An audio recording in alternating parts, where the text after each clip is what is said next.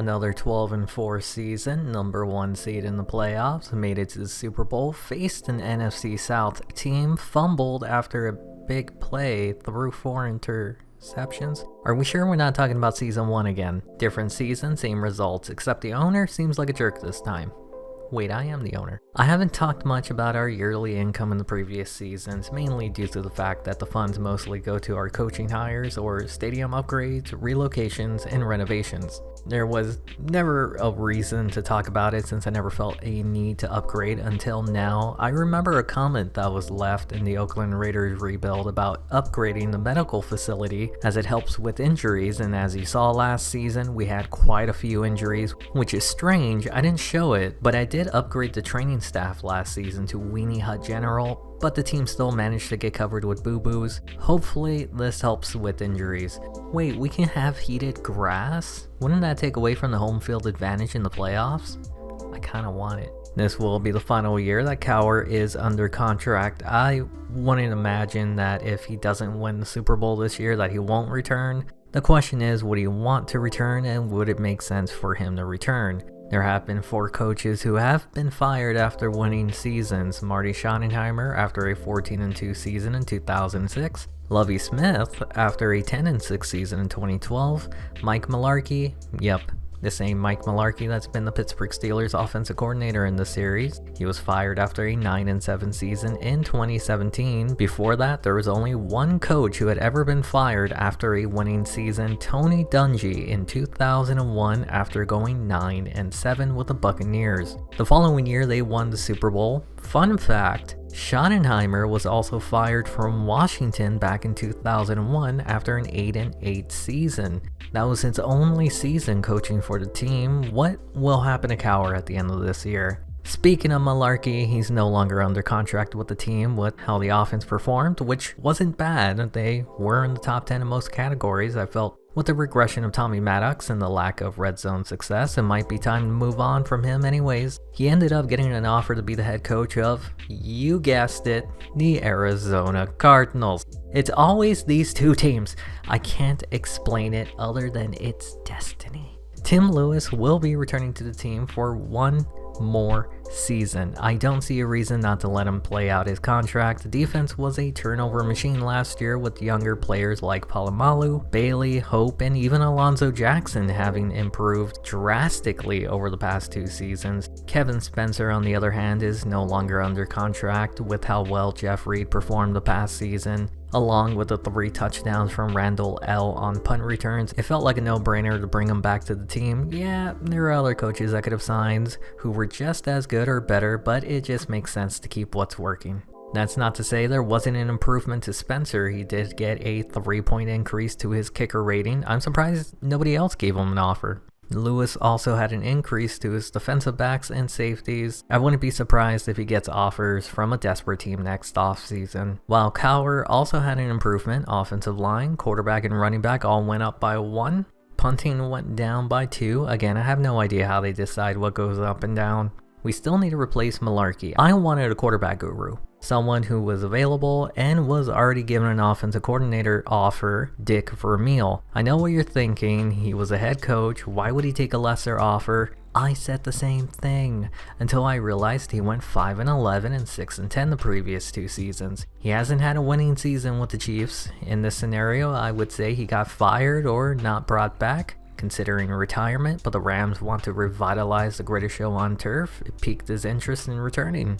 Imagine what he could do with the Steelers after 2 straight Super Bowl appearances. That's gotta be enticing, right? I gave him an offer. Obviously, we were outbidded, but that didn't stop me. We gave him what he wanted, and for the next 2 seasons, Dick Vermeil will be a Pittsburgh Steeler. He did have a regression to his coaching ratings. Everything on offense went down. Offense by 1, offensive line by 1, quarterback, running back, receiver all went down by 2. His defensive rating went up by 2. Defensive line went up by 1, linebackers and defensive back by 2, while his kicker rating went down by 2. He's still pretty good, but by this time, 2005, they did begin filming a movie during his time in Philadelphia. You know, the one with the New Kids on the Block? Moving over to the retirements, we have our second player to retire in the series, J-Ray Mersma. He had half the production of what Bruner had with the team, 1 catch for 3 yards, wasn't used the year before, more fondly remembered as a player for the Buffalo Bills. Funny enough, he retired the same year here as he would in real life, but with much less production the final 2 seasons. That now means we have a hole to fill in the offseason depth for the tight end spot. This year, the Ravens had quite a few players who will be calling it a career. Harold Morrow will be gone. He was a fullback. There wasn't much I can find on him. I don't think the Ravens are going to miss him too much. Frank Sanders is a wide receiver who had a decent season the year before, but it looks like age has finally caught up to him. One of the most memorable moments was not in the NFL, but in college. Caught a 35-yard pass from Patrick Nix on his first throw in the game, coming on a 4th and 15 while trailing 14-5 against Alabama. I won't spoil the ending. Ethan Brooks is the final Raven retiring, an offensive lineman. Something I really enjoy about this game is that it's not afraid to have players be rated in the 50s and sometimes in the 40s. Let's be real, sometimes there's players that we think we could do their job better. Though we might be rated in the single digits, I might be rated in the negatives. The Browns will be coming back with their full roster. Watch out for them. Remember last season when I made that joke about the Ravens? And then they almost took the division at one point? This is totally not a foreshadow for the Browns. Nope. No. Please don't hurt us. The Bengals had quite a few players who won't be returning. Another player who probably won't be missed, Brandon Bennett's production isn't spectacular, but it's honest work. He won't be remembered too much for his career in the NFL, but he did have a magical moment in college where he broke the hearts of Georgia fans everywhere. Jeff Burris is a player who didn't get any playing time the final year of his career. I have noticed that players who get little to no playing time regress extremely hard. I wonder if that played into his retirement. Tony frickin' Banks. I remember this guy whenever I used to play as the Texans during their inaugural season.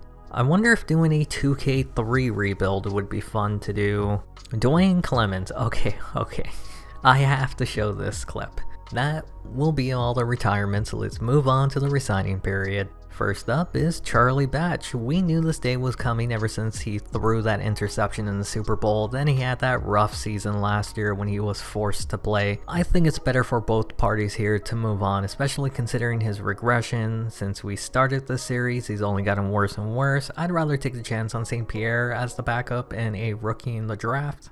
That means this little batch will become a sad batch. I was so hopeful that Chris Fuamatu Mafala would be Jerome Bettis' replacement, but like Batch, every season he just regressed and regressed. There's really no reason to bring him back, considering I could find a better replacement in the draft or free agency. Bad Mafala will not be coming back for Season 3. Last season I made the decision to sign Kreider even though we had Haynes with 1 year left on his contract. This season I decided not to bring him back at all. I know he would be cheap and a reliable backup, but what's the point of a backup if we never use them? It's like having insurance on the TV. It's nice if it breaks, but how often does it break? Same here. No play time at all the past 2 seasons. He won't be coming back. At wide receiver, we have 2 players who are in need of a contract, the man who cost us at the very least a chance to tie or win the Super Bowl. Then there's Lee Mays. The thing with Plexico Burris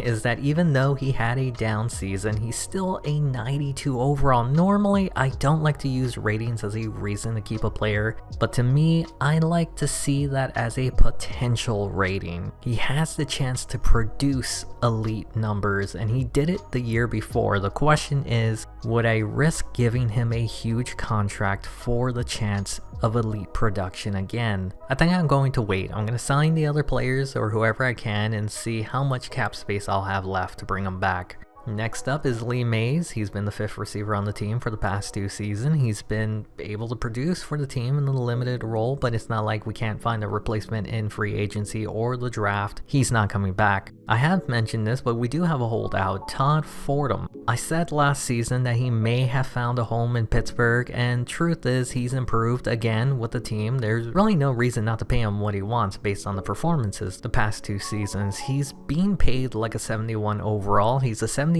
now. I think he deserves a pay raise. Well, that's a little bit more than a nickel. That's more than double what he was set to earn on the final year of his contract. There's no argument, he's getting a new contract and hopefully finishing his career in Pittsburgh, though I can see him getting traded to Arizona. The beard, Brett Kiesel, is in need of a new contract. Let's be real. He's not the player that he should be in real life. He's a backup that should never be a starter unless there's an injury for a week or two. All signs point to not bringing him back. I'm bringing him back. He's cheap and it saves me the trouble of looking for a backup in free agency or the draft. At middle linebacker, we have Kentrell Bell and Larry Foote, who are in need of a new contract. Obviously, we have to try and keep Bell. He's a clear no-brainer re-signing. His previous 2 seasons were banger after banger, and I expect the same this year. He's not going to be cheap, and he's worth the price. I also wanted to talk about this. I know I can easily give him a 7-year deal to lower the cap hit this season, but the truth is that it wouldn't help in the long run. More importantly, it makes him more of a challenge giving the player the contract that they want, giving me less cap to work with, and making decisions that are much more fun, in my opinion.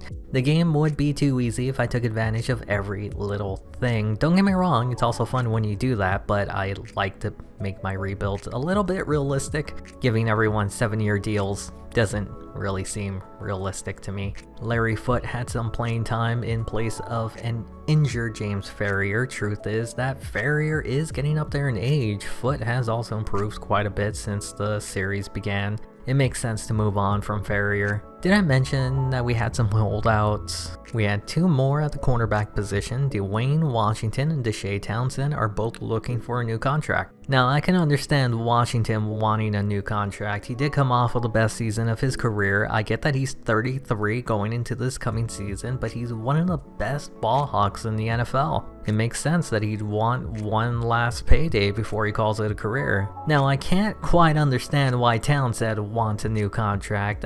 It's not like he's been outstanding. If anything, he's been exactly what his contract is offering. If we didn't have Chad Scott under contract, then absolutely I wouldn't mind paying him. But we're already paying for mediocre play. I don't need another one. As of right now, I'm not going to re-sign either of them. I'll wait for the draft and free agency before I make my decision on who I want to bring back. Maybe I bring them both back, maybe only one, maybe none. We'll see. Now at free safety, I've talked about how Chris Hope was in the final year of his contract, and it would make sense to move on from him, mainly because the production he provides isn't very good. He's not much of a stat guy, he doesn't have high tackles, nor does he force many turnovers. Plug in anyone into his position and you wouldn't know the difference. That's where the rookie Julian Kelly comes into play. He had some reps last season when Polamalu went down. I think it's a smart move to start him over Hope and let him continue to improve. At strong safety, we have the backup to Polamalu, Mike Logan. It makes sense to re-sign him for cheap. Draft another rookie at free safety, right? He seems like a decent backup, not going to be a playmaker, but is reliable when forced into the game. I looked into giving him an offer, and it wasn't even that much cheaper than Chris Hope. I pivoted and re-signed Hope after I realized I'd rather have an 82 overall free safety and a backup rookie. We have just under $15 million in cap space for the draft, free agency, and the 2 holdouts. I think I'm forgetting something. Oh yeah, Plexico Burress. Oh yeah, it would be ridiculous for me not to re-sign him, right? A third of our cap space would be used to bring him back. That's a lot of money for a guy who almost had half the production from year 1 to year 2. Do I risk it on the idea that he can still be that guy from year 1? This is the kind of offer that can be crippling to our franchise. Of course I gave it to him. I'm banking on the idea that Dick Vermeil can find his new kids on the block. That means we just have under $11 million for the draft, free agency, and our holdouts.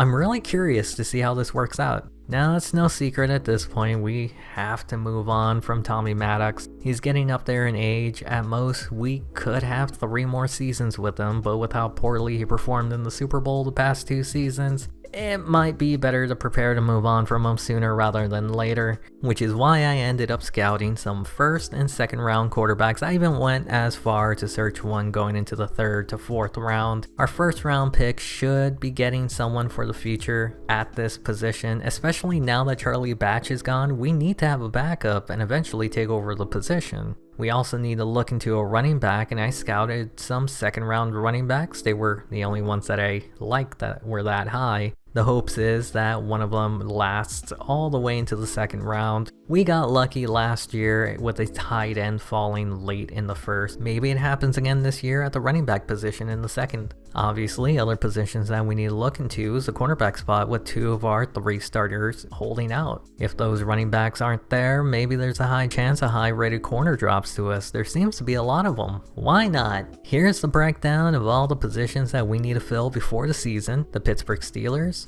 are now on the clock.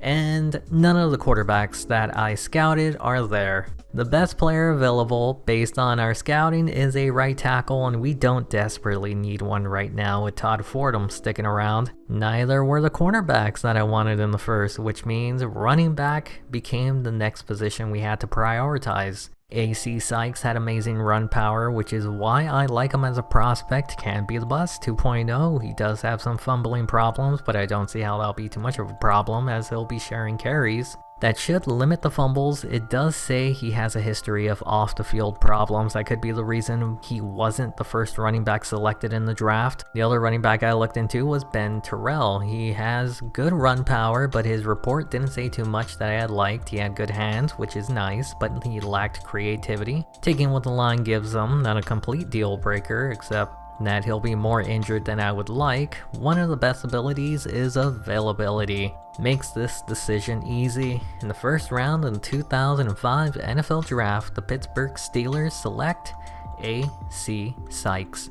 I like this kid a lot. He's not the fastest, not the most athletic, but he is one of the strongest. An arm tackle isn't going to bring him down. Pair him up with 0 for this season, maybe 2. I can see him taking over the starting role and becoming the new Jerome Bettis. We'll have to clean up his carrying, but hopefully over time he can learn to hold on to the ball. The first running back that was taken ahead of him was Champ Swan. Slightly more athletic, but he isn't nearly as strong.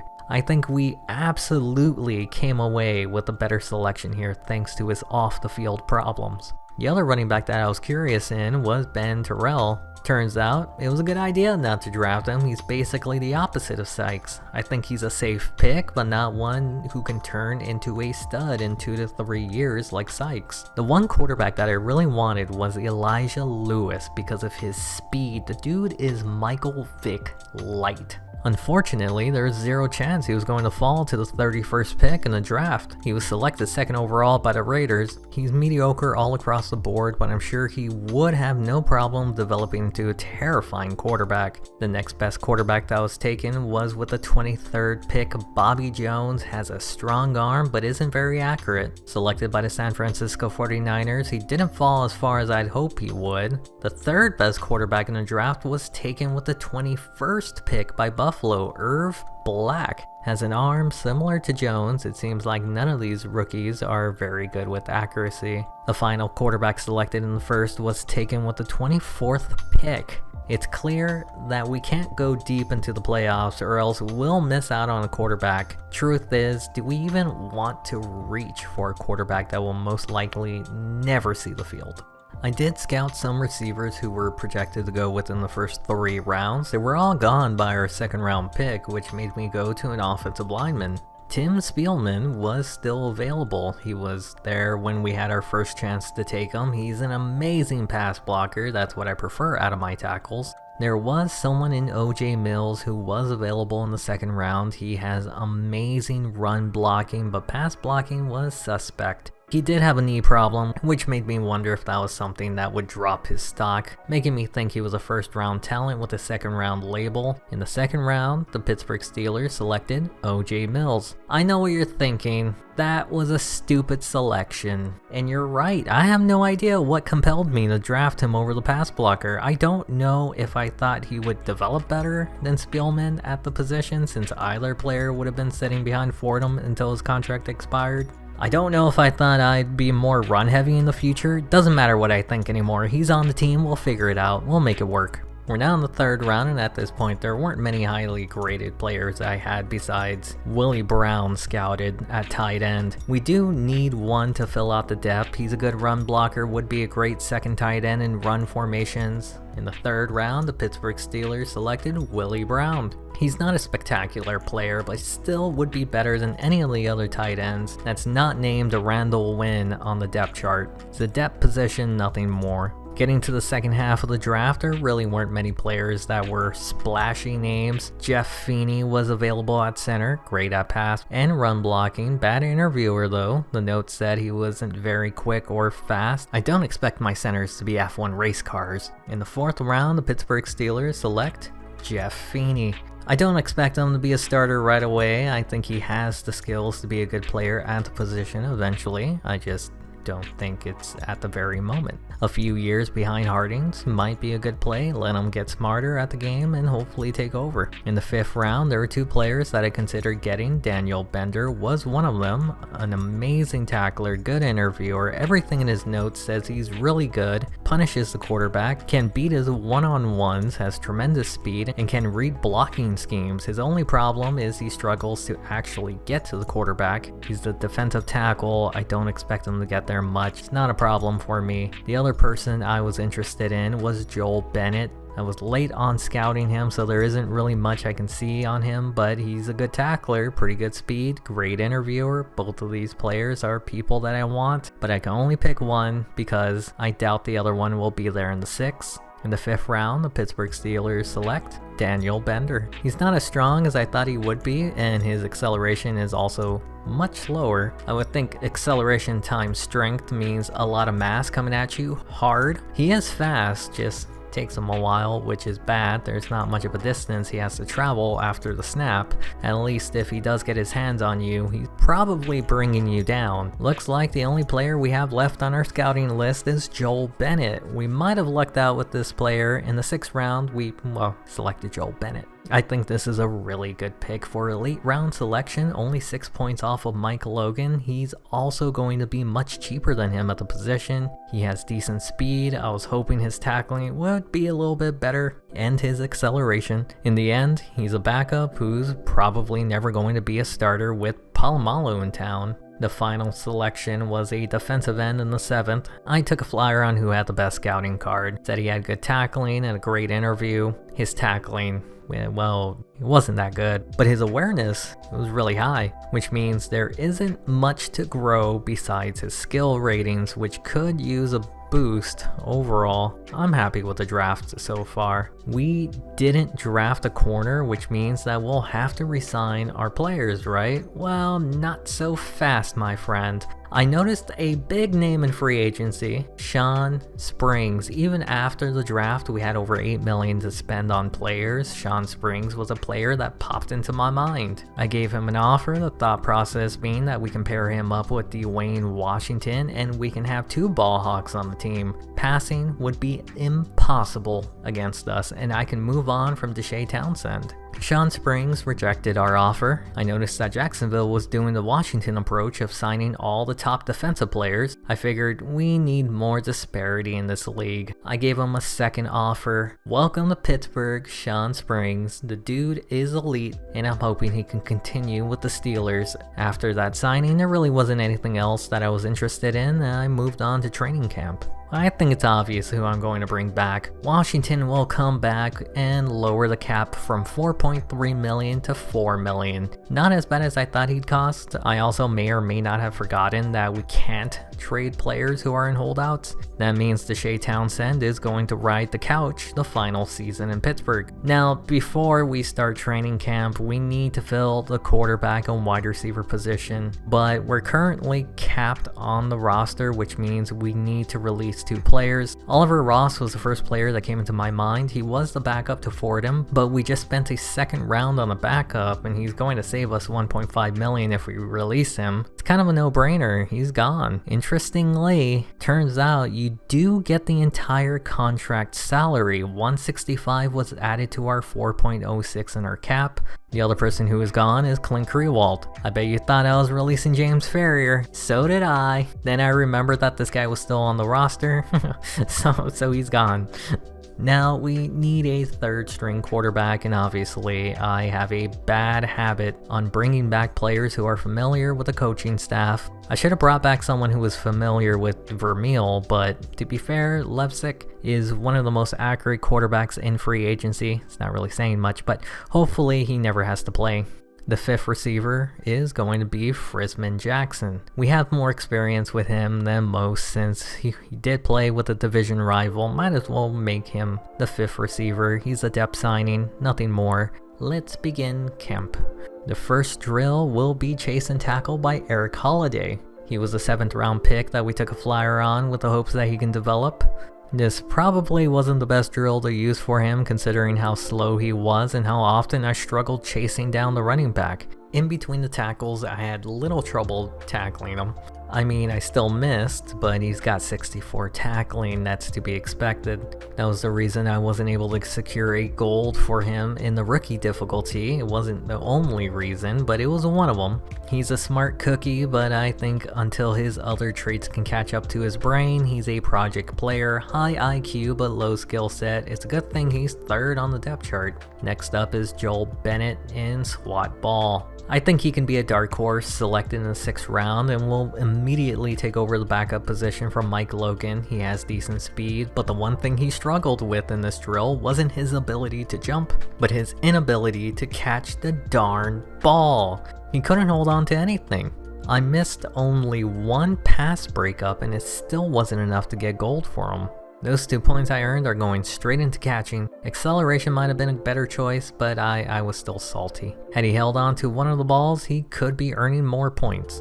Next up is Mr. Faney in Trench Fight. He's the opposite type of project player compared to Eric Holiday. He has the skill set, but he doesn't have the high IQ. Plus, he's very slow and it shows here. But it was good enough to get a point. I gave it to his strength. I still have high hopes for him. I mean, how can you not love that face? Next up is Willie Brown in catch ball. Last year we ran the same drill as this year. We had Randall Wynn run this drill, but his speed limited his ability to gain more points. The same thing can be said about Brown, plus his hands aren't very good. It's a good thing I drafted him mainly to be a run blocker. We were only able to get a single point. I used it to pick up his catching rating. There is another drill to do, and that's the ground attack with AC Sykes. I'll be honest, I wasn't expecting to have much success with this drill. Since it's very basic, juke, stiff arm, spin move, you can run over defenders, but you just have to hope the back decides to do it because there's no highlight stick in these earlier versions of Madden.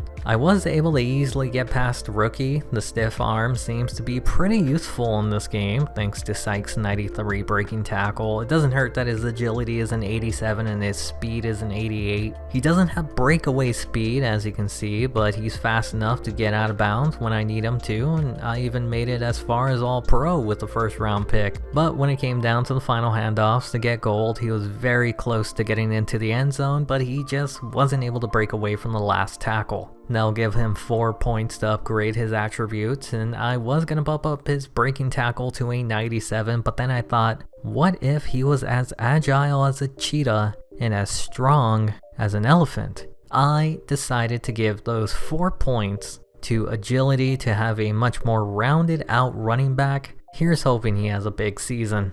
There's a new leader in the elite class this season, and to no one's surprise, it's Joey Porter. The dude had an amazing 2 seasons with the team. It was just a matter of time before he took the top spot, only 2 points away from being in the 99 club. It's not like anything improved too much. Tackling and awareness increased by 1. He's still under the age of 30, and we do know that linebackers can stay in their peak form well into their 30s because of Gilden. Porter hasn't even begun to peak. It may not show it in the overall rating, but Alan Faneca has regressed one more time. His pass blocking and awareness dropped off by 1 point. I think at this point I have to seriously consider moving on from him. He's been slowly regressing, and it shows in his ability to keep the quarterback upright. I think if he continues to allow 10 plus sacks this year, we'll have to look for a replacement. One of the best receivers in the NFL last season, Hines Ward,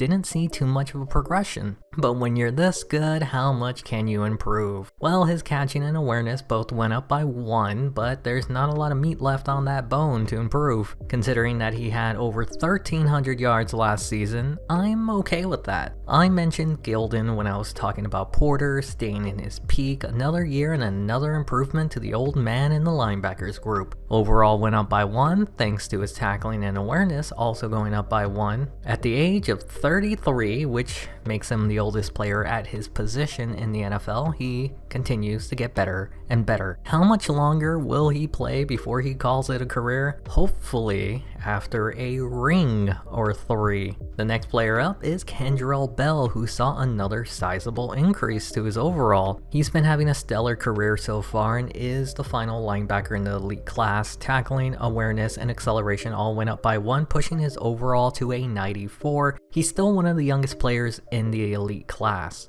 There's not really much of an improvement for Big Snack Casey Hampton. Tackling went up by 1 point. He's still the best player we have on the defensive line. Last season, the team was doing really well in stopping the run, finishing in 2nd. I imagine that he had a lot to do with that. Brother Nero made it to the elite list last season, which caught me off guard as he was already past 30. But once again, he continues to improve. Run blocking, pass blocking, and awareness all went up by 1, pushing his overall up by 2. It's really interesting to see how some positions are really easy to improve, like the line. I do think it's all based on stats and how they performed. If they overperform, they get an increase. Underperform, regress. Believe it or not, Plexico Burress is still in the elite list. Shocking as it may seem, the only regression was to his awareness. It went down by a single point, which makes me wonder if last season during certain games he would be injured, causing him to underperform stat-wise. It seems to me that injuries don't hinder the progression of players, unlike 2K5. We'll see if that theory holds true, if he manages to put up 1,000 yards this season, or is he a shell of his former self. We do have a new player in the elite class. It's a punter. Josh Miller doesn't have the strongest leg, but it's decent enough. His accuracy is good enough to make a few coffin corners, but overall, his attributes don't really wow me as a punter. We also signed an elite player in the offseason. Sean Springs will come on to the team as a best corner. He'll automatically take over the starting role opposite of either Chad Scott or Dwayne Washington. He is 30, but his speed hasn't taken a hit yet at 94. I expect big things out of this defense, as it should be even better than the year before. I keep saying that we're going to move on from Tommy Maddox, but here we are with him at quarterback for another season. To be fair, unless we traded for a quarterback or even drafted one that late in the draft, we weren't going to find one around the same range as Maddox. The only other option would be to trade Maddox for another player of his caliber. We still have Maddox under contract for 2 more seasons on a cheap contract, mind you. If he doesn't decide to hold out next year, there is a high chance that we move on from him. Hopefully Vermeil can raise his stocks before we consider moving on from him. Zero Way once again has regressed by a point. It's clear that in this scheme it doesn't really require high overall running backs, but if you got one, it makes the offense run smoother. Bettis will most likely be in the final year of his contract. It makes sense at this point in his career to take a back seat and let the younger player Sykes take over the second running back spot. I think he's not too far off from him talent-wise, and I'm feeling really good about the 1-2 punch of Zero Way and Sykes. We're going solo at fullback. We only really needed one. Crater is the one. Knowing our luck, this will be the season that he gets hurt, and we scramble to find the replacement. Antoine Randall L is the only receiver in the group to gain a boost to their overall. I think that shows the state of how the passing game was last season. Ward was still doing elite things, but Plexico's lack of production forced Randall L into more playing time, while Kevin Slicin' and Dyson was not really slicing. I mentioned how I think based on season performances, the game progresses or regresses you appropriately. Could explain why most decent backup quarterbacks regress hard. Same can be said about decent backup receivers and cornerbacks. Lack of game time regresses them into dust. I mean, look at Tillman.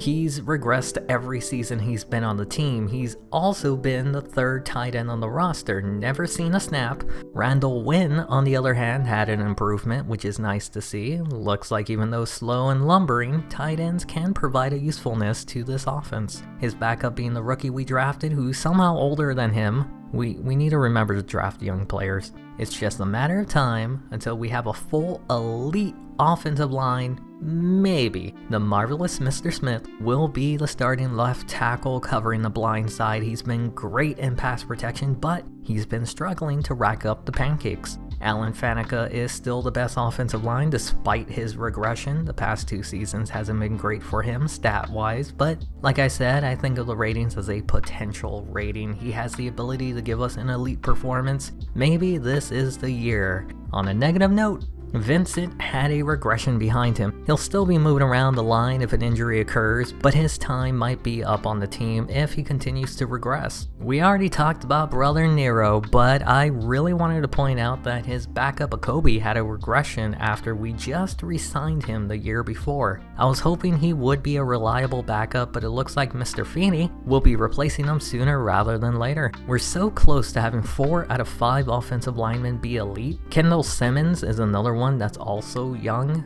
Him, Marvel Smith, and Alan Faneca are all under the age of 30 that could be around for another decade together. They'll be expensive, but it can happen. Also, I'm surprised by how much Mike Keys has improved. He's still not good, but development means he has the chance to be good. The last offensive lineman is Todd Fordham. We already saw his rating when we had to re-sign him in the offseason after a holdout. Should I have let him go and drafted his replacement in the first? It was probably a smart idea to retain every starter on the team. They did make the Super Bowl in back-to-back seasons. I don't see a reason to change that now. Besides, his backup will eventually take over, I hope. Moving over to the defensive side, Aaron Smith and Brett Kiesel both improved more than expected. Well, Kiesel anyways. Smith had his best season last year, and I expect a similar season this year with the additional help and improvements on defense. I do have high hopes for Avery as an eventual starter, but with Bailey's continued improvement at the position, it seems like it'll be a while before he takes over the spot. Then again, he may never even get close to being a starter. I'm not opposed to trading drafted players for other positions of need. I know the young guys are supposed to be the future, but if we do move on from him, we have Holiday waiting to be a backup as well. Another regression for Clancy. It's clear in this 3-4 defense we only need one starter in the interior line. That's big snack, but if he were to go down, well, there's someone ready to take over. At the moment it's Clancy, but I'm ready to move on with the selection of Bender. One of the biggest surprises to me was the progression of Alonzo Jackson, going from the 60s to almost breaking the 80s in 2 seasons. Well, this is his 3rd season. I'm totally okay with him taking over Gilden's spot whenever he retires, or we don't have the money to re-sign him. I mean, we only have $5 million in cap space. There's a chance next year we'll be losing a lot of players. A 5-point increase to Larry Foote is insane, and the main reason to why I think starting him over Ferrier as the second inside linebacker is the smart move. He can continue to improve, while Ferrier will most likely have one more contract before he retires. I doubt it'll be with us though. This is the first time I've seen a rookie regress over the next season. Rob Scott is looking like a bad pick, but if I remember correctly, we took a flyer on him in the 7th. Joey Porter isn't shaking in his boots about losing his job anytime soon. The biggest shakeup on this defense is here at the cornerback spot. Sean Springs is going to be the #1 corner. That's why we signed him. We're also going to pair him up with Dwayne Washington. Having 2 ball hawks on the boundary sounds like a smart idea, but we'll see how it'll shape out. While Chad Scott will be the 3rd corner on the team, he and Townsend had similar production with Deshae sitting out. Looks like he lost his job. He'll also be on the final year of his contract. Let's see if holding out will backfire on him. I think it will. At free safety, there isn't a shortage of starter quality players. Both Hope and Kelly have the opportunity to be the starter, but to be fair, both players aren't exactly playmakers. Hopefully they can do something this season that will change my mind on how average I see him. Looks like Bennett was a great selection for the 6th round pick. It was the right move to let Logan walk while Palomalu won't be in the 90s, so I think had he not gotten injured last season, he very well could be elite this year.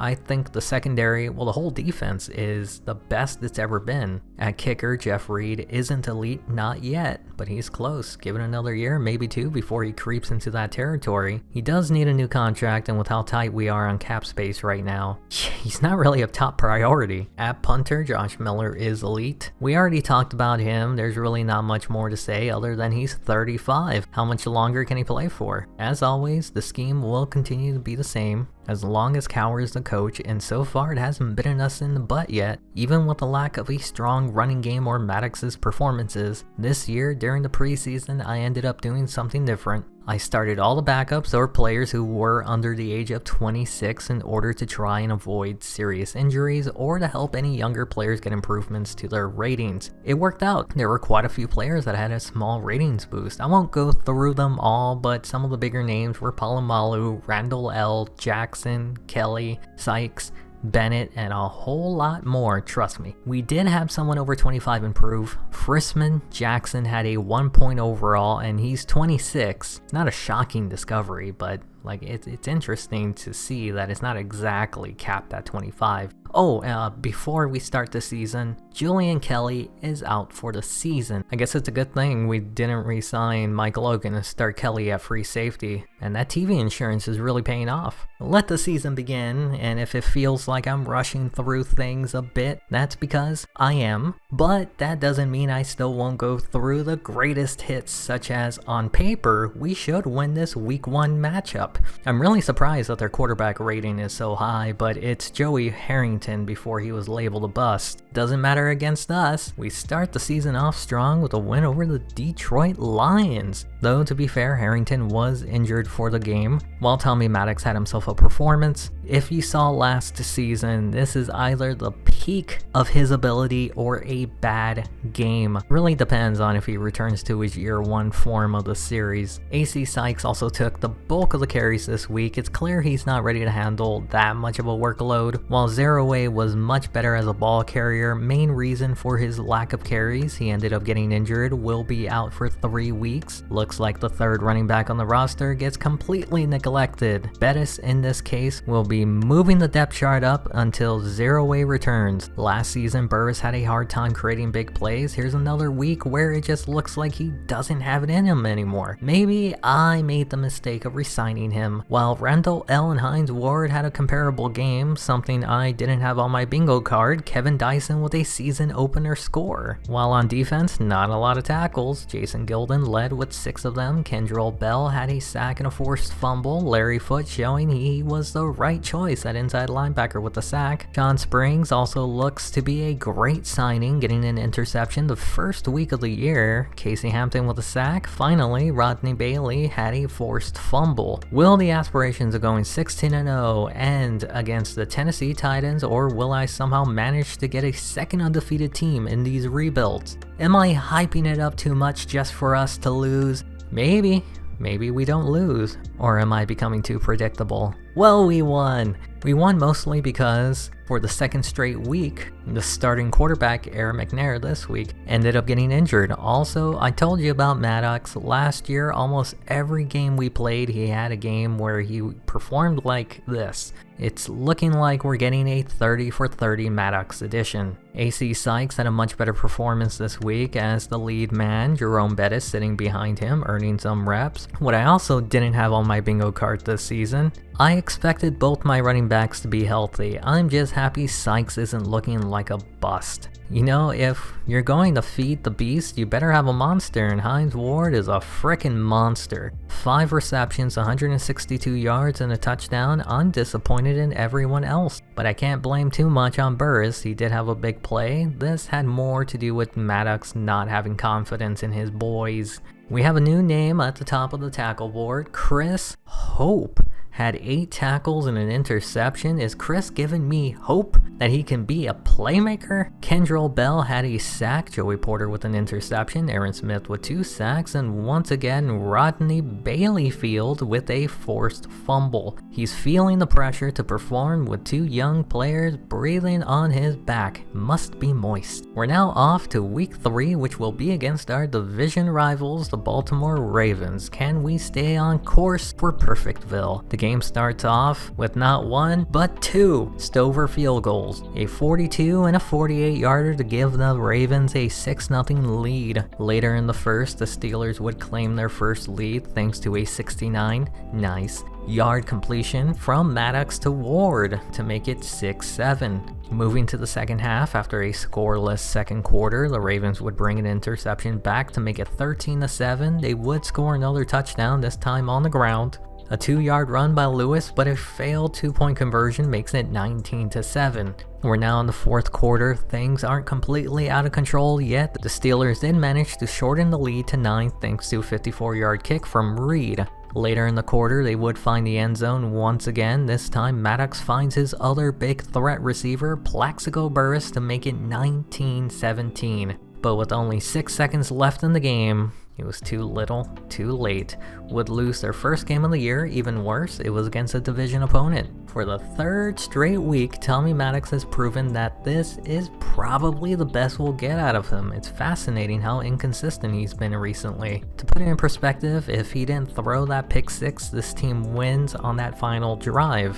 This loss is squarely on him. It didn't help that the running game was struggling to find any footing. Both Bettis and Sykes couldn't manage a run longer than 5 yards. It's not like they don't have a great offensive line to create holes for them. Hines Ward continues to build off his tremendous season he had last season. 4 receptions, 98 yards, and a touchdown. He's legit. But we already knew that. The one who had a question mark is Burress, and it looks like he's giving us another lukewarm season like he gave us last year. On defense, we had 2 top tacklers, Kendrell Bell and Jason Gilden. Bell with a sack, Gilden with a forced fumble, Joey Porter with a sack. It's nice to see our linebackers are the top leaders. Palomalu had a sack along with Casey Hampton. We did have an injury to Todd Fordham. It'll force him to miss the next 2 weeks. That means the one guy I was hoping wasn't going to start his rookie season, OJ Mills, will be starting. Well, let's hope the other 4 linemen can pick up the slack. They'll now be taking on the winless Browns in their 3rd straight away game to start the year. This is also their 2nd straight division game. I expected a win last week. That didn't happen. Division games are tricky. I'm hoping for a win. Well, poop.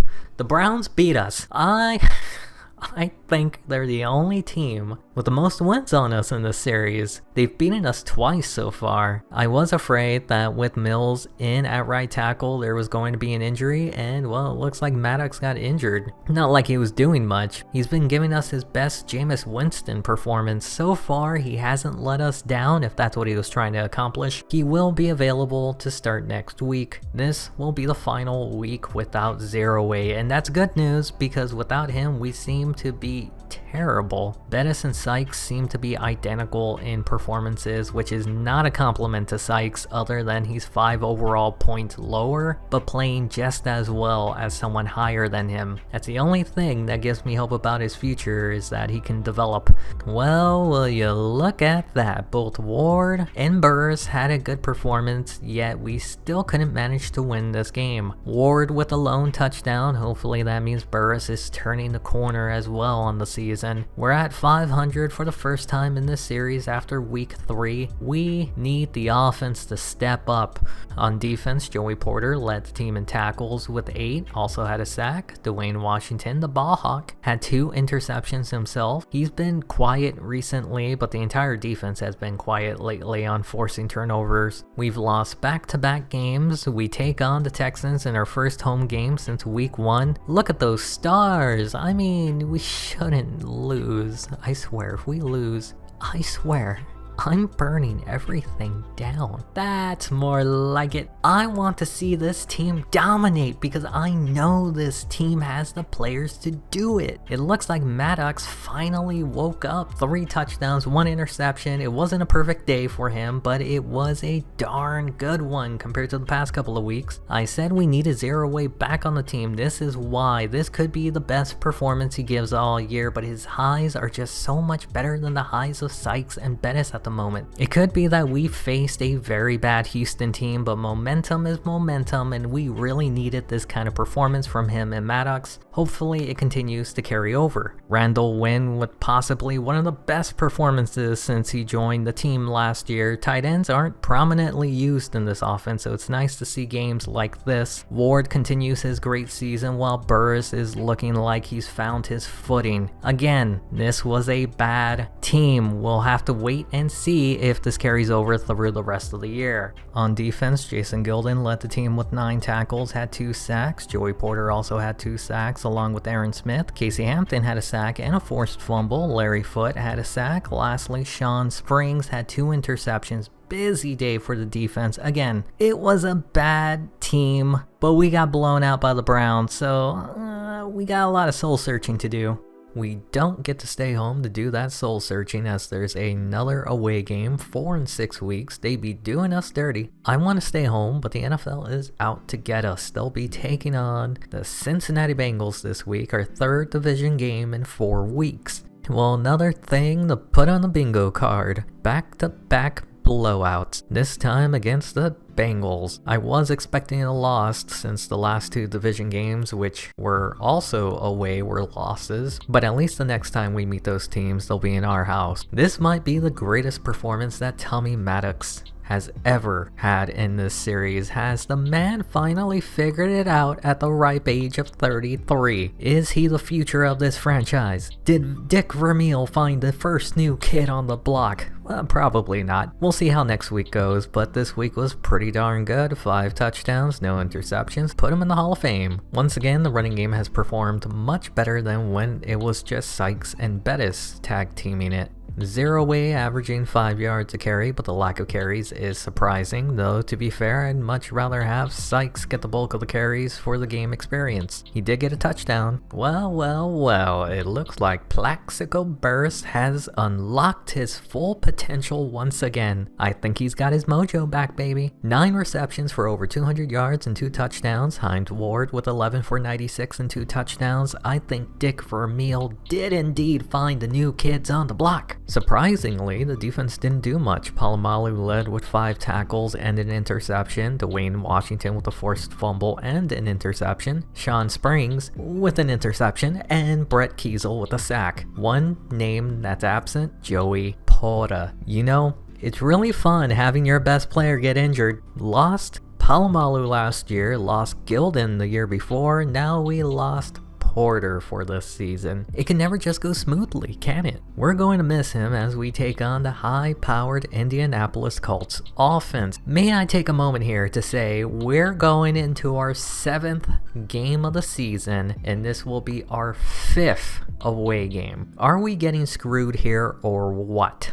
I blame the injury on the schedule, not giving us proper recovery time. Does that sound ridiculous? Yes. But I'm allowed to be ridiculous after losing our best player. I guess we should have seen this one coming after the injury to Porter. Alonzo Jackson is taking over for him, but there's a clear drop-off in quality. The Payton-led offense was just too strong, and the Steelers couldn't keep up into the final quarter. Which is a bummer, considering that Tommy Maddox had a good game, stayed mistake-free, had 2 touchdowns. They just couldn't limit Peyton Manning from being a sheriff. He got his revenge for their playoff lost from last year. The running game was also decent enough. Once again, Zero Way had a good performance, while Sykes continues to get better results when he has someone he's paired with, and that's much more reliable than Bettis. An impressive day for the receiving group, almost a West Coast approach with how evenly everything was spread out, from the number 1 receiver to the slot to even the running back. The offense overall had a great performance. Against any other team, I think this game would have been closer. With Joey Porter out, that put some more stress on the other linebackers to carry the workload, and as you can see here, Gilden getting 11 tackles. The defense was very quiet today, other than Palomalu's sack and interception. Nobody did nothing,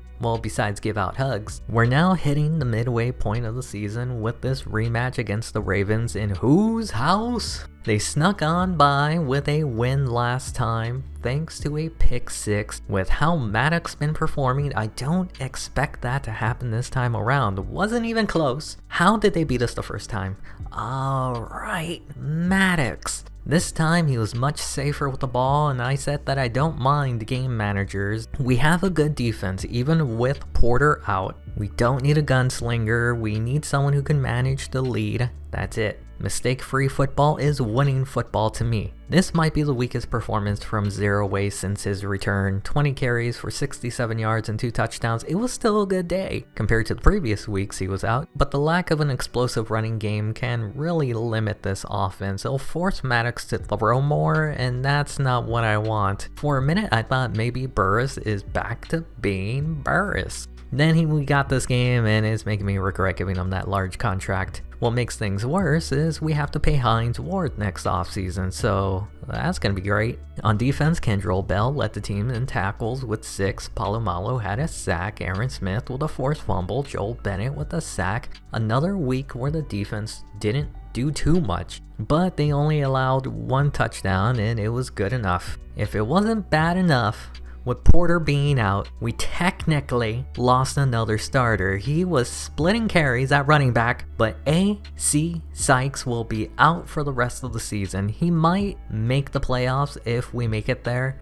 Run from the bus, hide from the bus. There's no escaping the bus. He's back in the lineup in his final season. We'll have a week to adjust for the bus package before we have to go on and have our 6th away game of the season against the not very good, but not as bad as the Texans, Chicago Bears. The game starts off with a Pittsburgh touchdown. Maddox finds Ward 5 yards for the first touchdown in the game. Chicago would answer back with a shorter 33-yard drive, 4-yard run by Swan to tie the game. Then they would exchange field goals in the second, 23 by Reed, 26 by Edinger. Both long drives of 10+ plays. In the third, the only score that was made was a 50-yard kick by Reed to give the Steelers a 3-point lead going into the fourth.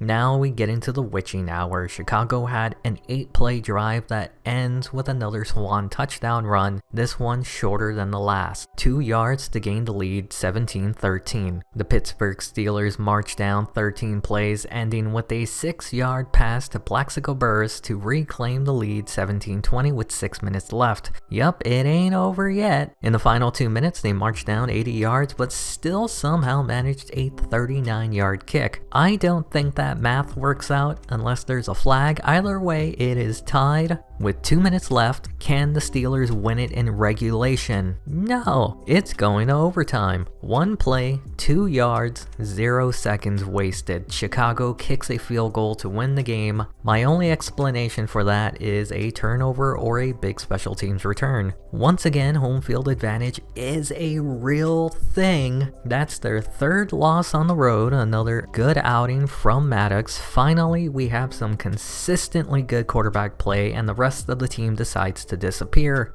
Typical. The bus is back in the lineup, and it's not good. He has another weak performance. It seems to be carrying over to Zero Way. I think the injury to Sykes may have been more damaging than I thought it was going to be. I appreciate that Burris caught the ball 10 times. I don't appreciate that he averaged 6.6 yards a catch. Ward and Randall L had as much or even more production than him on as many receptions combined. At least he had a touchdown this week. Polamalu led the team in tackles, and as much as I like that they're getting to the quarterback, turnovers would go a long way into making this team as terrifying as they were last year. Sacks can only do so much. 2 by Polamalu and Gilden, 1 by Bell and Hampton. We're now onto our 7th away game in the first 10 games of the season. Come on, man. That's absolutely absurd that we had this schedule. I think we win games against Chicago and Baltimore. If those games are in Pittsburgh, we should be 7-2. Instead, we're 5-4. The only good news is that 5 of the final 6 games will be at home this week against Minnesota. We start the game with a Vikings touchdown, 1-yard run by Watson, but then Jeff Reed decides to bring out the boot for a 42-yarder after an 80-yard drive. Math checks out. Then in the second quarter, Reed, with his booties, makes a 49-yarder this time to make it a 1-point game going into the half. Halfway through the third, Tommy Maddox finds Hines Ward for a 4-yard touchdown to give them the lead, but failed the 2-point conversion, so it's 12-7 going into the fourth. Pittsburgh would score one more thanks to the hat trick by Jeff Reed, 39 yards this time out to make it a 8-point game. With 5 minutes left in the quarter, the Vikings would shorten it down to 5 with a 41-yard kick. Plenty of time to mount a comeback, but it would end there after 15 unanswered points. The Vikings just wasn't able to muster any offense against the defense today. Cordell Stewart wasn't able to get his revenge this week, but Tommy Maddox has been on fire. Ever since that Houston game, he's had 13 touchdowns and 1 interception. He has thrown 0 interceptions in the past 5 games. And yet we still managed to lose twice in that span. Zeroaway, Bettis. Remember when these guys were combining for 100 yards each? Look what has become of them in a matter of 2 years. This is the main reason why I drafted Sykes, but he had to go get himself injured. I cannot put my finger on Burris. Is he good? Is he bad? Is he mid? He's anything but consistent. Hines Ward, on the other hand, another good performance by him. He also had the lone touchdown today. Even though we wouldn't have been able to win the game without Jeff Reed, he did struggle and made it closer than it should have been. This week, Alonzo Jackson had his welcome to the NFL moment, led the team with 10 tackles and a sack. Jason Gilden with a sack, Dwayne Washington with a forced fumble, Sean Springs with another interception, and lastly Chad Scott with an interception. Good day for the secondary. Very briefly, I wanted to show the Raiders with their 0-10 record. I deserve my flowers for what I was able to do with them in my series. I kept them relevant. Maybe they should have traded for Mark Brunell. I should have made that trade. Remember when I said that the Browns were going to give us a run for our money because everyone came back this season? I was joking. It's the Ravens all over again. Why can't I keep my mouth shut? Well, we have the home field advantage this week.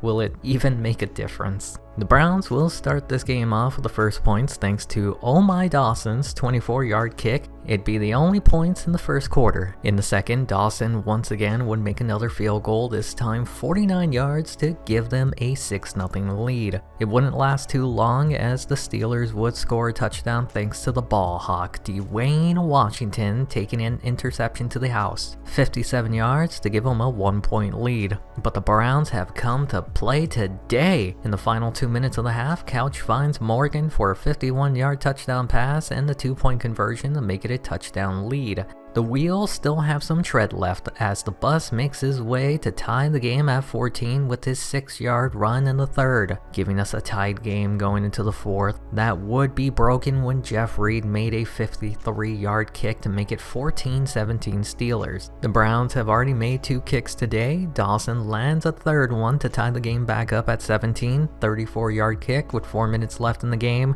Can the Steelers win the rematch, or will the Browns get the sweep in the division lead?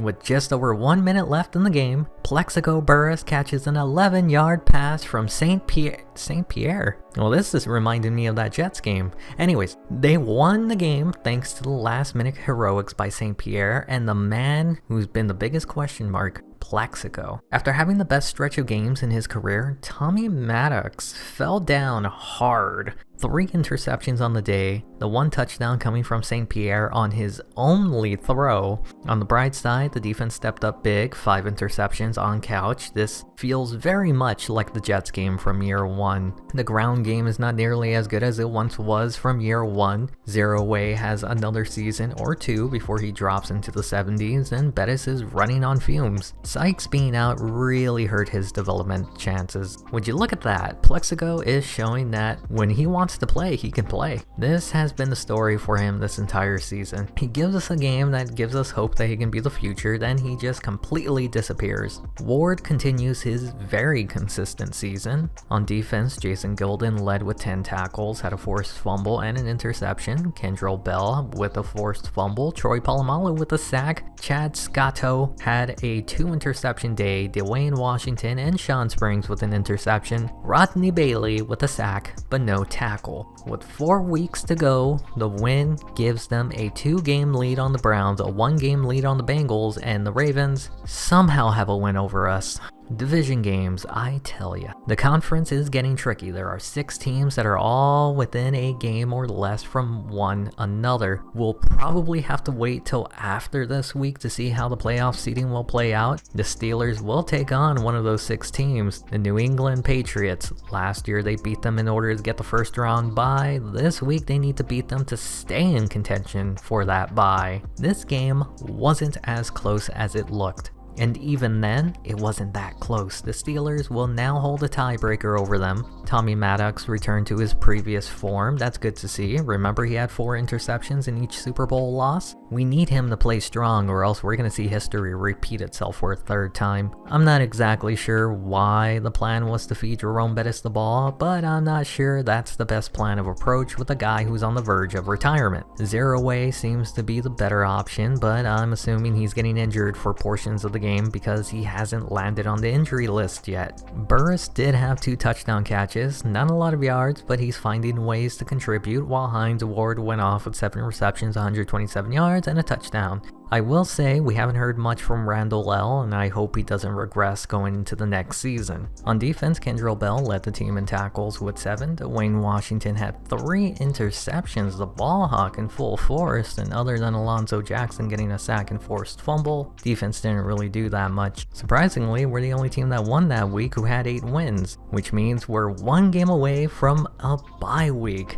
We're now also 2 games up on the Bengals with 3 weeks to go. This week we take them on. They can close the lead to 1 game where Pittsburgh can clinch the division with a win, and considering the last matchup, they blew them away. My money is on Pittsburgh at home. Yeah, it was a bit closer, but still not close. The Steelers have never lost to the Bengals in this series, and I like for it to stay that way. Surprisingly, the Browns have beaten us the most. This team is a complicated creature. Tommy Maddox continues to run hot. I guess that 1 week against the Browns was just a one-off bad week. Another 3 touchdown performance, over 200 yards and no interceptions, and for the first time in a long time, the combination of Zereoué and Bettis gained over 100 yards on the ground. Once again, the bulk of the carries went to Bettis. It does puzzle me that he gets the ball more, but I guess I can't really complain too much this week. The ball was spread out well. The only person over 50 yards was Burris. He also had a touchdown. The other 2 were Kevin Dyson. Yeah,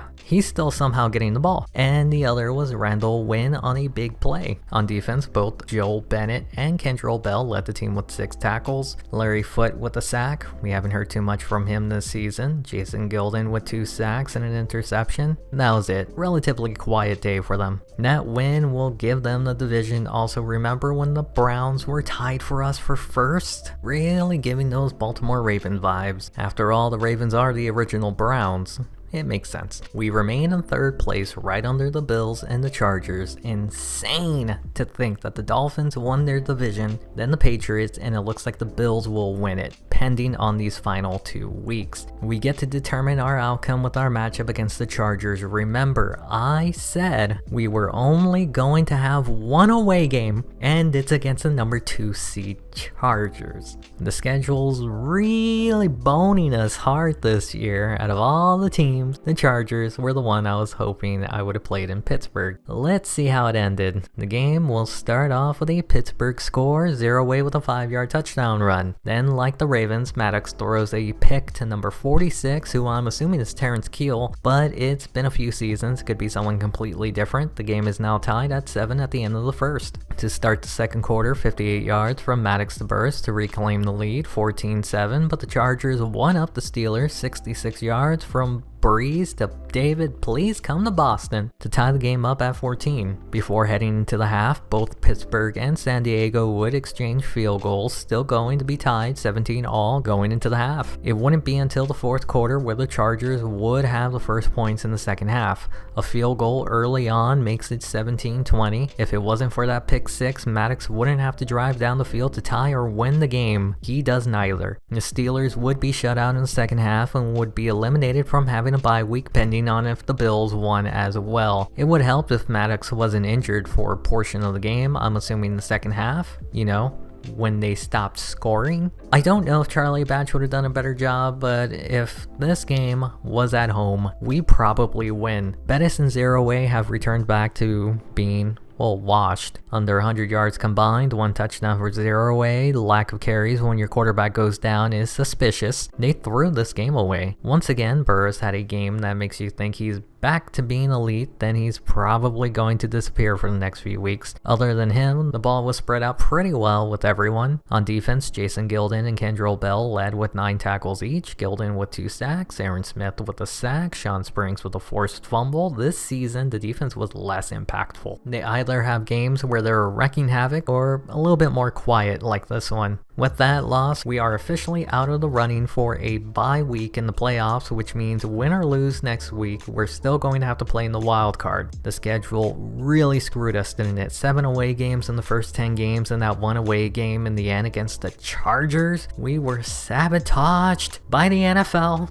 Knowing that we won't have a week off and the outcome doesn't really matter this week, I'm benching everyone. Don't want an injury, best to have them rest. Now is the true test if ratings matter in this game or not. This should be a slobber knocker for the Packers. Can the backups overcome the odds? No, it was indeed a slobber knocker. If there's one thing I can really appreciate about this game over 2K5 or even Madden 08, it's that it feels like the ratings do determine who is the better team. I can't tell you how many times in 2K5 a 99 overall team would lose to an 80. Same in Madden 08. It just feels like flipping a coin. This Madden makes it feel satisfying when you build an elite team. Brett Favre had a field day against the defense, 5 touchdowns and an interception. On the bright side, Tim Levsick didn't do terrible. He didn't turn it over. You know it's bad when Frisman, the 5th receiver, outperformed you. Bettis needs to retire. The ball was spread out well enough, good on Levsick for seeing the whole field. Reed, you had one job. Could have stopped the shutout. Larry Footlocker led the team with 10 tackles and a sack. They got to the quarterback at least. Ferrier, Higgins, Palomalu, and Scott all got a sack. Higgins and Ike Taylor with a forced fumble. Rob Scott with 2 forced fumbles, while the lone interception went to Kevin Dyson. I tried him out at free safety. Who'd have thought he would have been a playmaker like his brother? Before we head on to the wildcard round and see which team will host on our way to the Super Bowl, we gotta look at the stats. Dick Vermeil worked his magic on this offense. Tommy Maddox had his best season ever, period. Most yards thrown by 8, and that's with missing a week and a few plays in games. 30 touchdowns and 15 interceptions. Keep in mind that at least 10 of those interceptions happened in about 3 to 4 games. Other than that, he was keeping it clean and making smart decisions. We can't move on from him now, can we? He finished 4th in AFC MVP and 3rd in AFC Best Quarterback, but he didn't even earn a Pro Bowl. He was robbed. The running game was very disappointing to me. Zero Way ended up getting injured at the start of the season for 3 games. At worst, he missed out on 100 to 150 extra yards. It would be on pace for the regression that he's been showing. It's time to move on from him. He's just not that good. I tried my best to keep him on the bench, but Jerome Bettis don't give an F about nothing. He took a lead pipe to the knee of AC Sykes and had way more carries than he should have had this season. Was he good? No. It's time to retire the public transportation. I had so much hope for AC Sykes. He did do better than Bettis. I think he has the potential to get better, but that injury really set him back this season. He did finish 3rd in AFC Offensive Rookie of the Year, considering that he missed half the season. That's pretty impressive. I'd be hard pressed to call it a down year for Hines Ward, but the man did have less production, not by much though. On par with his first year with the team, he's a huge impact player, and I'm fairly certain he's in need of a new contract this season. He did finish as the 5th best Offensive Player of the Year for the AFC and earned the best AFC wide receiver. Even on a less impressive season, he's still one of the best in the entire conference. Look at what we have here. Plaxico Burress has returned to form, kinda. He's been inconsistent during the season, but when he's hot, he's burning. But when he's cold, he's downright chilly. Considering we don't have anyone else who can produce the highs that he can give us, I'll take it. As much as I like Randall L as a return man, I think his time as a receiver on this team is coming to an end. and I know someone's going to sign him to a huge contract, but it's not going to be us if that's what he's asking for. He doesn't produce on the offense enough to make me want to bring him back. I would imagine that this was a better season for Randall Wynn, made more big plays on offense, wasn't used as much as the receivers, but that's not to say he isn't effective. He did double his touchdowns. He had one before, now he has two. It may have been a huge mistake to give Kevin Dyson that large contract, but he's producing for the team. He's not terrible for the role that I want him in. I just wish I didn't pay him that long contract. I think if we have to move on from Randall L, he can take over the third receiver role. Yep. It's time to move on from Alan Faneca. For the third straight season, he's given up 10 sacks. He hasn't even been that useful in run support either. I think his time has come. We'll be looking to replace him next season. I'd be hard-pressed again to say Kendall Simmons regressed considering the amount of pancakes he was handing out this season. Might as well open up his own Denny's, and considering I want to be more run-heavy in the future, depending on if Cowher stays with the team, Simmons is definitely going to be more valuable than Faneca. Brother Nero has been quite a surprise. I wasn't expecting him to be the best offensive lineman on the team, and it's not really that close. He's been consistent the past 3 seasons. Him and Simmons should be a force when running up the middle. Both he and Simmons were also in the top 5 best offensive linemen for the AFC. There was a regression for Todd Fordham. We gave him that new contract, and it was only for 3 seasons. I do plan to move on from him and start OJ Mills in the future, which is why I want to be more run heavy, but it's all dependent on if Cowher stays. OJ Mills wasn't terrible, but the fact that he had as many sacks allowed in 2 games played, well, it's quite impressive really. His pancakes are pretty high for that short amount of time as well. Marvel Smith also had a similar season to his previous 2. I'm a huge fan of consistency. The minute I see a dip, I consider moving on from him. When it's consistent dips, it's time to move on. Smith is too marvelous to move on at the moment. On defense, we didn't have a single 100 tackle defender. The closest was Jason Gilden. He basically had to replace the production that Joey Porter would have had on the team. It's clear he's not as good, but he's still pretty good. Troy Polamalu was injured last season, and I was expecting a dominant season. Look at how well he performed this year. The team is in good hands if the series ended here today. To be fair, it was in good hands before I even got to the team. Aaron Smith had a similar season to last year. The first year for him must have been an anomaly. He had 8 and 7 sacks the following 2 years. I'm glad I gave him that new contract. Big snack, Casey Hampton has returned to form. The big boy is a beast. It is interesting to see the lack of tackles by everyone on defense. I don't know if that means we just held onto the ball more. Either way, with less chances, he still put up his career high in sacks. Larry Foote had to prove himself this season that he deserves to be the second interior linebacker on the team, and I think he proved he should be the starter. Unless I find someone in free agency or the draft, he's the starter moving forward. 4 sacks isn't super impressive, but it's better than what Ferrier was giving us in the past. Kendrell Bell had that really good first year and has fallen back down for the 2nd straight season. They're still good seasons, but not as good as they should be from a player of his caliber. Joey Porter, on the other hand, was on pace to put up a similar season to his previous 2. The schedule really put a stress on my guy here. He was the face that ran the place, and the NFL said no. His replacement, Alonzo Jackson, still has a ways to go before he can be on par with Porter. There's a reason he was a backup, but I do think Jackson has the chance to be a starter eventually, probably when Gilden retires. The rookie Joel Bennett ended up getting some playing time, not bad for a 6th-round draft pick. Dwayne Washington had 7 interceptions. The Bahawk was in full force once again. In the past 3 seasons, he had 23 interceptions. That's insane. Sean Springs had 6 interceptions. I told you it was going to be sweet having these 2 in the secondary snatching balls, 13 combined on the boundary alone. Chad Scott also had 3 interceptions. Good for him considering he's filling in for Deshae Townsend, who decided to sit out and deteriorate like Le'Veon Bell.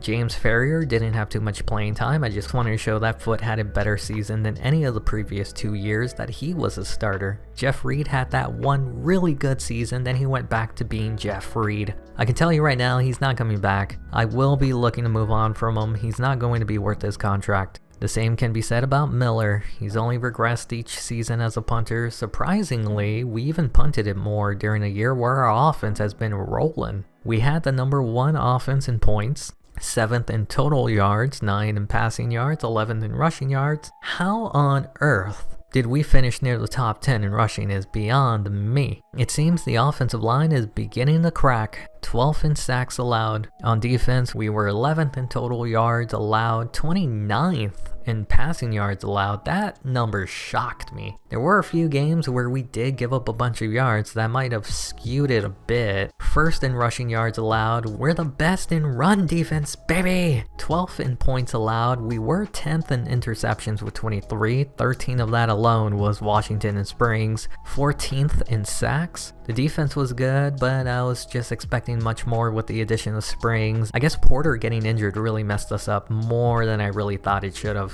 It hurts me to see 0-3 on Bill Cowher's Super Bowl record. The man should have at least won the one against the Buccaneers had Burris not fumbled it. Then they got obliterated the following year. Again, records don't matter in the playoffs. Put it all behind us and let's create history. By the way, Cowher was 5th best coach in the AFC. Is this team regressing? The past 2 seasons, the Dolphins were a big reason why we were able to skip the bye week and get into the Divisional Round. Year 1, we need them to lose and they lost. Year 2, we needed to beat them to earn our first round bye and we beat them. Year 3, we meet them in the wild card. Winner moves on to the Divisional Round. Will they lose to the Steelers for the 3rd straight season? These 2 teams have met in the playoffs 3 times up to this point. The last time they faced off was in 1984 when Dan Marino led the historical season but ultimately lost to the 49ers in the Super Bowl. This time around they have Jay Fielder, who, if you've been watching the past 2 seasons, been the reason this team has been one and done each playoff run, while the Steelers have made the Super Bowl the past 2 seasons but haven't been able to win them, losing to both the Buccaneers and the Saints. Is this the year Cowher finally gets his ring? Well, it all starts here. We start late in the first. Dolphins ball near midfield. They pitch it to Stacey Mack. Tries to take it outside, but it's a fumble. Picked up by Kendrell Bell. Mack has been the starting running back since Ricky Williams was injured earlier in the season, and the backup makes a mistake. Steelers wouldn't do much with the ball, going 3 and out and forcing a 51-yard attempt by Reed. It looks like it has the leg, but it falls short. No points off the turnover. We now skip halfway through the second. Pittsburgh ball, scores still the same. 1st down, Maddox drops back, plenty of time, and finds Willie Brown over the middle, and he fights his way to midfield. A play later, unblocked defender up the middle, zero away, takes the handoff, finds the edge. Everyone is behind him, but he's tackled from behind by Madison. It's now 3rd and 17. Knocked out of the red zone. Maddox in the shotgun. Pumps once, pumps twice. Great protection and finds Randall Wynn for a touchdown. He's a slow guy. It takes him a while to get there. Look at that crisp route running. Reminds me of Algie Crumpler. There's still over a minute left in the half. Miami's ball.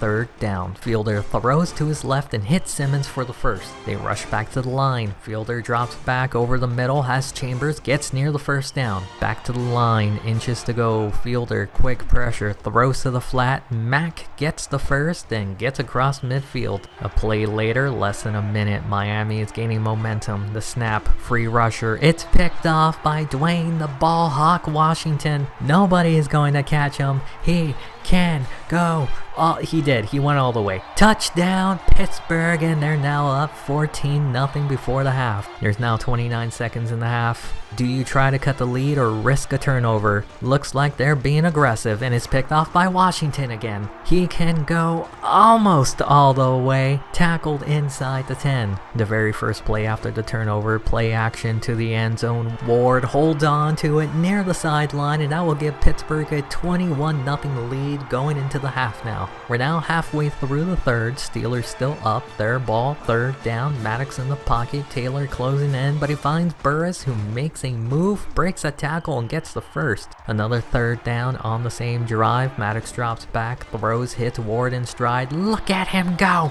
But gets brought down by Surtain. It's a new set of downs in Miami territory. Steps back in a clean pocket over the middle. Ward again with a completion. 3rd and 1 now. They give it to zero away so he can find his way past the first to extend the drive. They've converted 3 3rd downs on this drive. Another one here. Can they make it 4 for 4? Maddox drops back. 3-man rush over the middle. Randall L gets laid out a yard short of the first. Now that means Jeff Reed will come out to kick the short field goal to extend the shutout to 24-0. We're now in the final 2 minutes. The game is pretty much over. At this point, you're playing for pride. Jay Fielder in the pocket over the middle, and it's picked off by Kendrell Bell. That would lead to another field goal by Pittsburgh to make it 27-0, and that's how the game would end. The 11-5 Miami Dolphins would lose to the 10-6 Pittsburgh Steelers. Home field advantage has been huge for them the past 2 seasons. Next week, they take on the Buffalo Bills on the road. The Bills have a lot of key injuries on defense. Schobel's out, and so is Adams. That means the Steelers shouldn't have too much of a rough time finding holes to run through,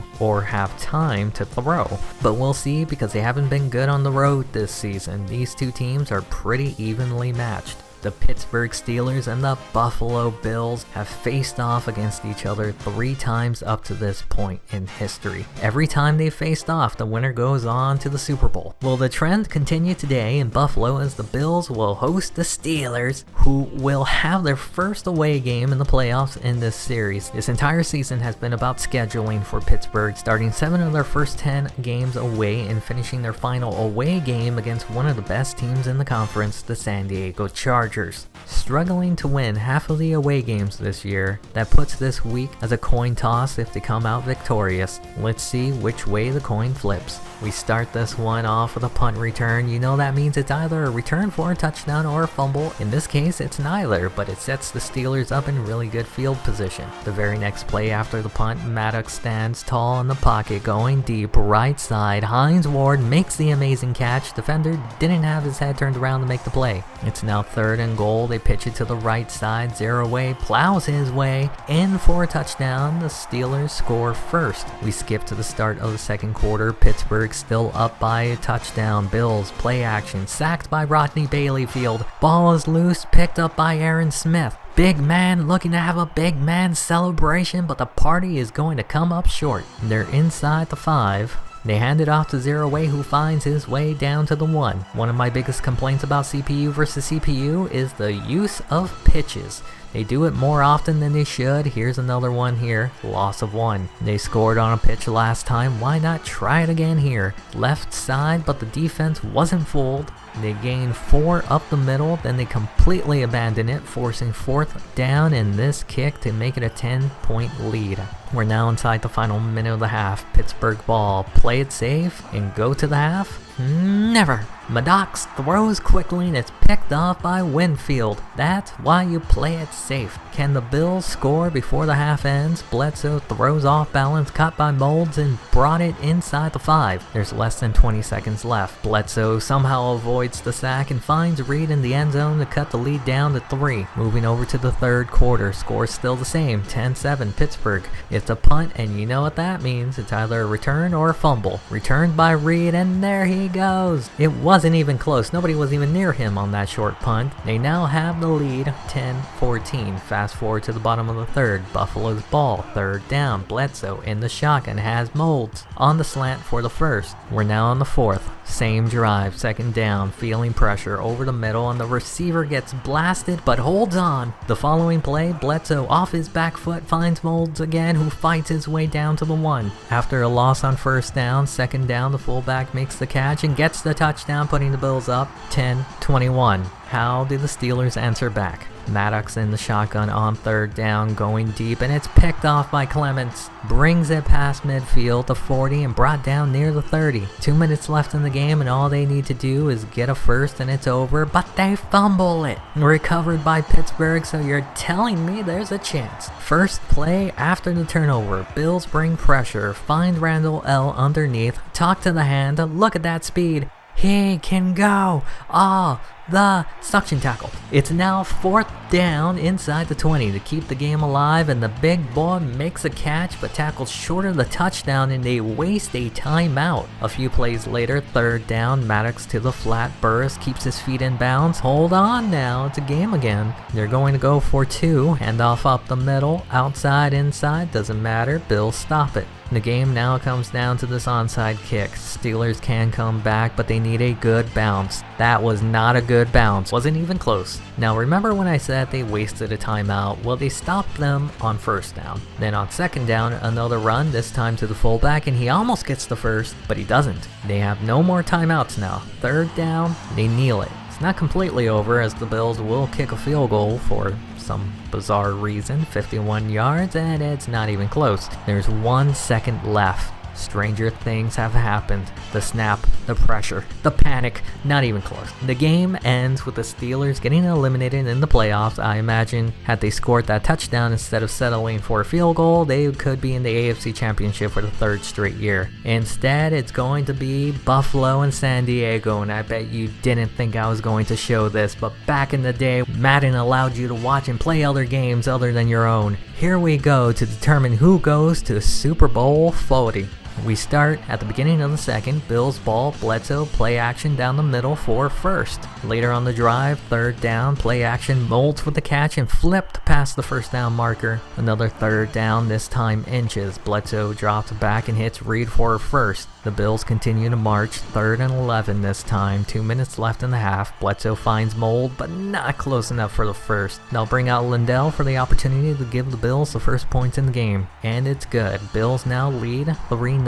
We skip to the second half. Bills have the ball, third down. Bledsoe in the shotgun, throws to his right, and he's picked off a few plays later after the interception. Breeze, play action, has plenty of time, pumps it, goes deep towards the end zone, and it's caught by Alexander for the lead. The Chargers are up 7-3, and since you're seeing the kickoff right now, that might mean the lead changed, right? It'll be returned from about the 5, brought past the 20, and he loses the ball, recovered by the Chargers. They would move the ball inside the 10, but couldn't punch it in, so they'll kick it in to make it a 10-3 game. As the Steelers know, never count out the Bills. Bledsoe down the middle to Akins for the first. Third down, Bledsoe feeling pressure, has Shaw, turns around and gets the first. It's now 3rd and 15 in the shotgun, throws on a rope, Mold holds on to it for another first. The drive eventually stalls out, forcing another kick. This one barely gets over the bar, but it shortens the lead 10-6. If the Chargers score a touchdown, they can end it here. Breeze under center, drops back, throws and caught by David. Please come to Boston. Second, third down on the drive. Pressure surrounding Breeze. Cooler than the other side of the pillow. Gets another first down. A play later, haven't heard much from LT, but he finds the hole and gains enough for a first on this carry. Their drive also stalled out here, forcing a kick that would make the game have to come down to a touchdown if the Bills want to force overtime. This is how legends are made. Bledsoe with the snap, throws, and it's picked off by Jam That Jammer. He takes it all the way, and that's pretty much the end of any comeback chance by the Bills. The San Diego Chargers were back in the AFC Championship game for the 2nd straight season, and for the first time since January 1995, they're back in the Super Bowl. I don't know who to root for. The Chargers kicked us out of the top 2 seed, but the Saints also beat us the last time in the Super Bowl. I think I'm overthinking this. They should both lose. Let's see who wins Super Bowl 40. Let's start the biggest game of the year with a punt. San Diego punting to New Orleans here in Ford Field. It'll be returned from around the 20, has the sideline, cuts to the inside, gets through a gaggle of players and down inside San Diego territory. The Saints ball on third down, handoff. No, it's a bootleg, and Aaron Brooks gets enough for the first. Another third down on the drive. Brooks takes the snap, throws over the middle, and it's picked off. The Chargers have a chance to change the momentum. Third down, Breeze drops back, throws, and that's picked off and brought back inside the red zone. It's now the start of the second quarter after the turnover. Third down, Brooks in the pocket, throws, and Kelly made Jammer look silly out there. That'll give the Saints the first touchdown and lead in Super Bowl 40. We now skip to the bottom of the third. Slow game, still 7-0 Saints. It's a punt to the Chargers. It'll be fielded near their own 30. He'll take it past midfield, giving the Chargers good field position. A play later, they hand the ball to LT, who tries to squeeze his way through, and he does for the first. It's now third down. Breeze in the pocket, throws, and it's picked off again. Second on the day for Breeze, and it looks like Breeze is now out for the game. His backup, Reed, will be in. We're now on the fourth. Another punt. Might be a record amount of punt returns I've ever shown. You know it's bad when these are the highlights. And it's a fumble recovered by the Saints. The first play after the fumble, Brooks in the pocket, buying time, throws, and it's picked off by number 25. Parents named him after a quarter, brings it back inside the 40. Chargers offense couldn't get much going with Breeze out. They'll settle for a field goal, and it just gets in. It's now 7-3 in the final 2 minutes. Chargers ball. Reed can be the hero. Third down. He drops back, throws, and it's picked off. Linebacker reached for the moon, and he fumbles it. The Chargers got the ball back in a new set of downs. It's third down after the fumble recovery. Reed steps into the pocket, throws, and has Campbell for the first. Second down in the shotgun. Reed throws over the middle to Eric Parker for the first. It's now third down on the drive. Reed feeling pressure over the middle, caught well short of the first. 4th and 7. This is the game here. Reed drops back, steps up, throws. It's caught by Tomlinson for the first down. Game's not over yet. Reed throws to the flat. Alexander with a catch to get close to the first. It's now 3rd and 2. They hand it off to LT. Left side, spins but can't get the first. It's now 4th and 2. Reed takes the snap to the end zone, and it's picked off. He couldn't become the hero today, and the Saints did what the Steelers couldn't. They won back-to-back Super Bowls, and I feel like that's a fitting way to end this series for now. I might come back to this since I think now will be where the real fun begins with the cap management, but we'll see. See you all in the next video.